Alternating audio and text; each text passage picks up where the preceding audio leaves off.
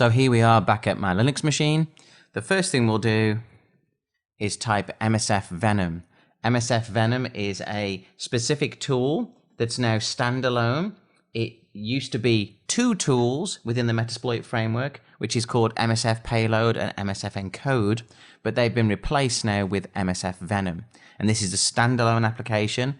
I can just press enter here at a standard command prompt, and it will then list me out all of the values that are available to me. Now, obviously, it's important to understand those values, but I'm actually going to go straight through and just show you the basics of how to do this.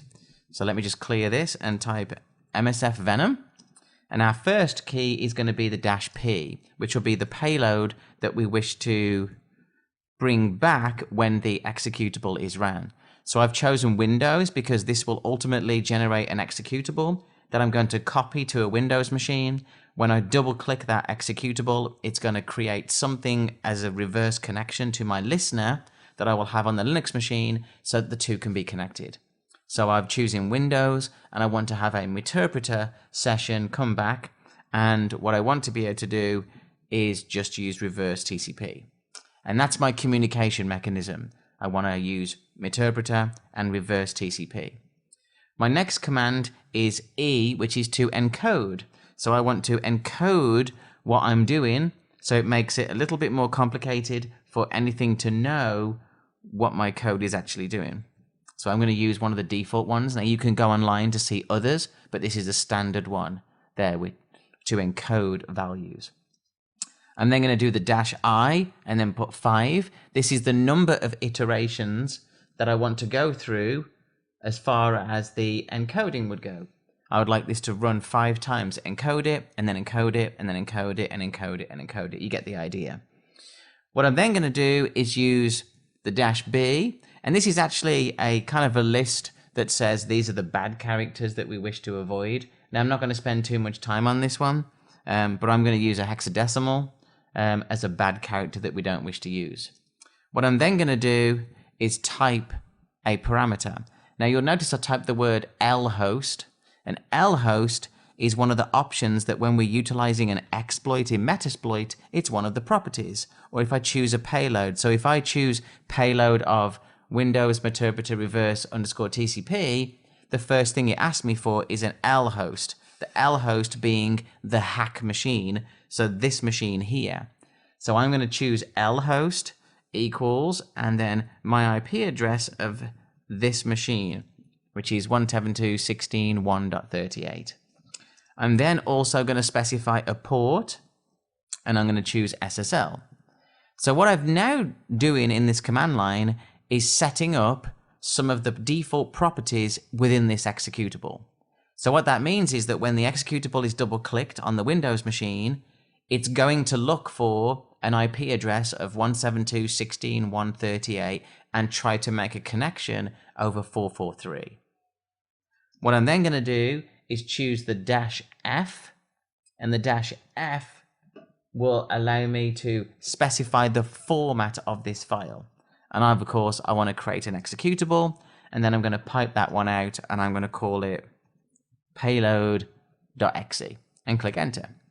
Now this will go ahead and use msfvenom, wrap everything together, and output me a payload.executable. So there we have it. So what I should be able to do is just do ls. As you can see, my payload.exe is now available. So I now need to copy the payload.exe file to my other machine so that I am able to tie the two together. So I'm going to minimize my console. I'm going to open my computer, navigate to the share, which I have access to on one of my servers, and open up payloads folder. What I'm also going to do is open a separate window, go to my home directory, and you'll see that my payload.exe file is available. I'm going to copy this, and I'm going to paste this over into my network machine. So let's just minimize that, and let me go back, this time to my Metasploit window. So I'm going to put this into full screen mode. So what we now have is we have an executable copied to a Windows share. that will look at my network machine, this Linux machine here, and try to make a connection over 443. Now, in order for that to work, I need to tell my Linux machine that it needs to be listening for that. So I'm going to type the word use, and I'm going to use an exploit, and I'm going to use one called multi-handler. If I do show options, this is going to come back and say, well, there's not really anything that needs to be set because it's just going to sit there and listen. And I haven't told it to do anything yet. I haven't set a payload. So let me clear and let me type set payload. And remember what we chose in the executable that we generated. We chose Windows, Meterpreter, and we chose reverse TCP. So now we're doing a one-to-one mapping. Whatever we generate in the executable is what we generate here. So I'm now have said, use this multi-handler, tell it to use the same payload. I'm going to do show options. And now what we'll see is it's expecting a L host and a L port, which was the settings that we had before. So let me clear that again.